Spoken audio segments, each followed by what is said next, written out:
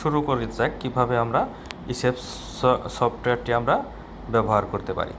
ইসেপ software ব্যবহারের জন্য সর্বপ্রথম আমরা আমাদের প্লে স্টোরে যাব, গুগলের প্লে স্টোরে যাব।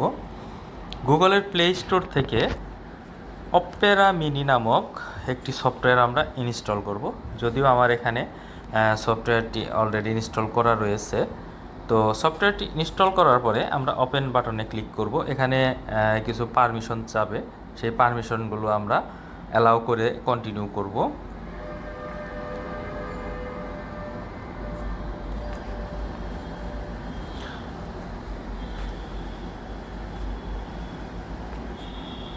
অ্যালাউ করে কন্টিনিউ করার পরে আবার আরেকটা পারমিশন চেয়েছে অ্যালাউয়ের। আমরা অ্যালাউ করে ইসেপ সফটওয়্যারে আমরা অপেরা মিনি ব্রাউজারে চলে আসব।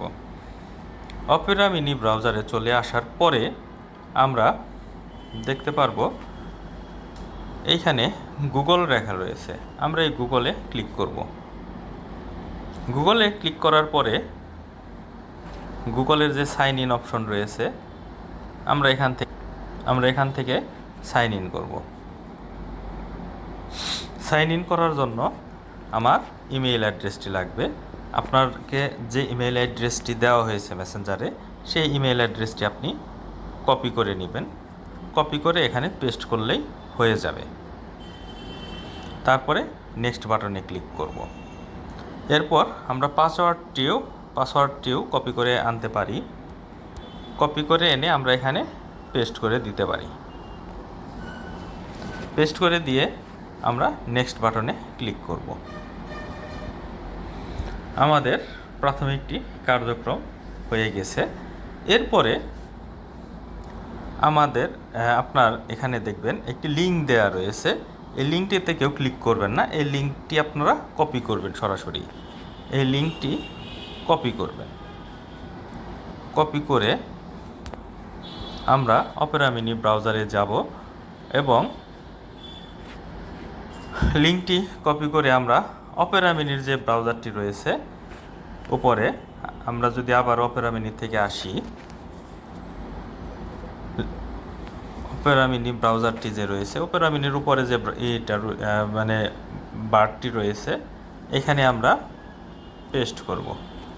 পেস্ট করার পরে আমরা এন্টার বাটনে চাপব, অর্থাৎ এই পেজটিতে আমরা এন্টার করব। এন্টার করার পরে আমরা ইসেপ সফটওয়্যারের ভেতরে আমরা চলে আসতে পারবো। চলে আসার পরে এই পর্যন্ত আসার পরে কিভাবে আমরা পরবর্তীতে এই ইসেপটি আমরা সহজভাবে ব্যবহার করতে পারি, তার জন্য উপরে এই যে 3 ডট দেয়া রয়েছে, এই 3 ডটের মধ্যে ক্লিক করব। ক্লিক করার পরে আমার এখানে অ্যাড টু হোম স্ক্রিন রয়েছে। অ্যাড টু হোম স্ক্রিন বাটনে ক্লিক করব। অ্যাড টু হোম স্ক্রিন বাটনে ক্লিক করার পরে এরকম আসবে এবং আমরা অ্যাড বাটনে ক্লিক করব।